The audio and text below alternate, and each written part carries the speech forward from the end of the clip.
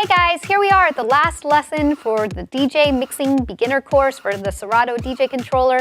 And I'm going to walk you through how to do a drop mix with the bass, like with the EQ. Then I'm going to show you how to do it with the filter. And then I'm going to show you how to do it with both. So we're going to tie it all together.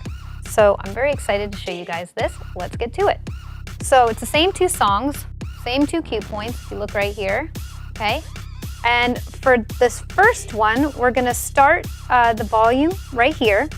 And then as we bring it up, we're going to drop it in just like we did in the last lesson. And then as we start bringing it up, we're going to start fading this bass down. As we start fading this volume channel up, we're going to fade this channel's bass down. And what that is doing is the same thing as what we did in previous lessons. It has the same effect, rather, as when you're switching the bass, right? Because you're switching the bass frequency. Well, here, you're bringing up the volume, which is bringing in more bass, right?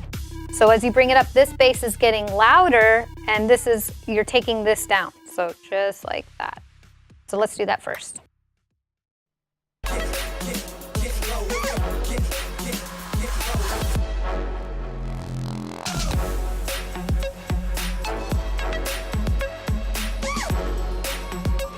Okay, so now I'm going to start bringing this bass down as I fade this up.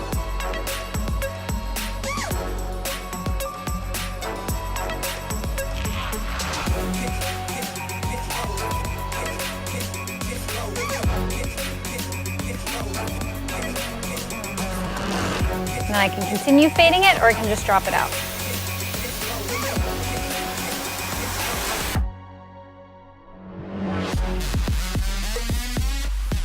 So that's that. All right, next up, we are going to use the filter.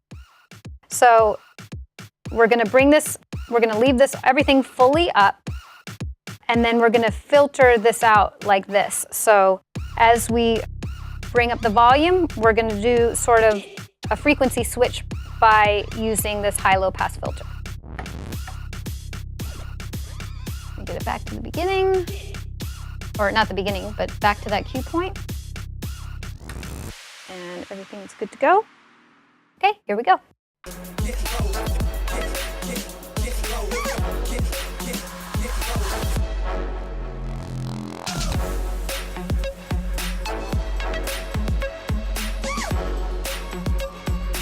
Keeping it on.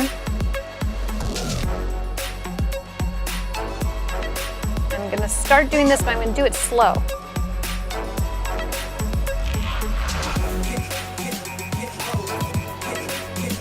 Because with the filter, it's really apparent.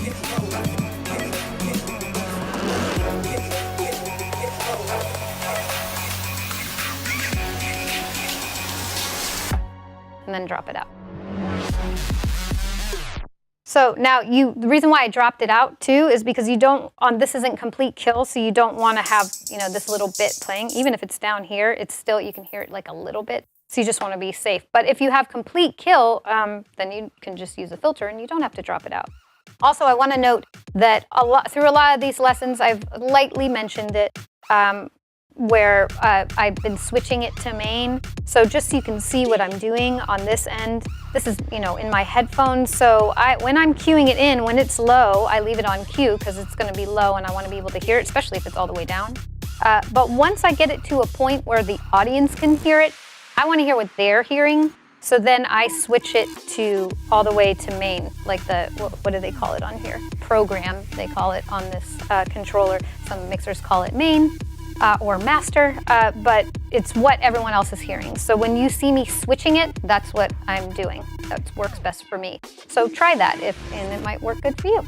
Okay, so the last one we're gonna do is combine both of those techniques. And so we're gonna drop it in, right? And then as we fade it up, we're gonna do the bass first, right? So we're gonna do that bass switch, essentially, because that's what we're doing. We're switching the bass a little bit. And then we're going to do the filter. Okay, so let's try it.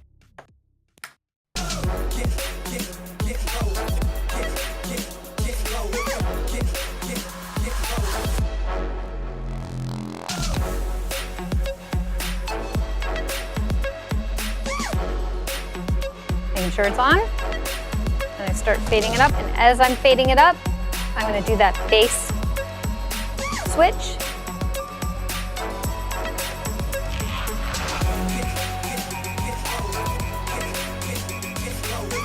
And I'm just going to leave it at 9 and start doing the filter.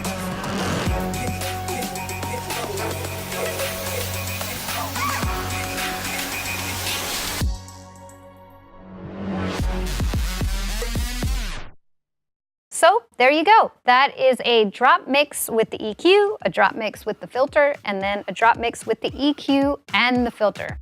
So I encourage you to get creative and experiment and practice all these techniques and then make up some of your own. And then you'll have a whole lot of tools for your toolbox.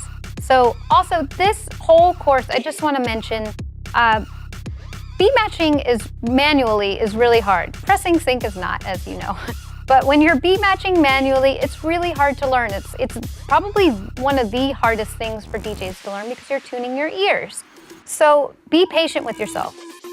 Take the time to learn it. But know that once you get it, you will never lose that skill. It's like riding a bike. You may get rusty if you don't practice, but once you tune your ears and learn how to match the beats up manually, you're never gonna lose that.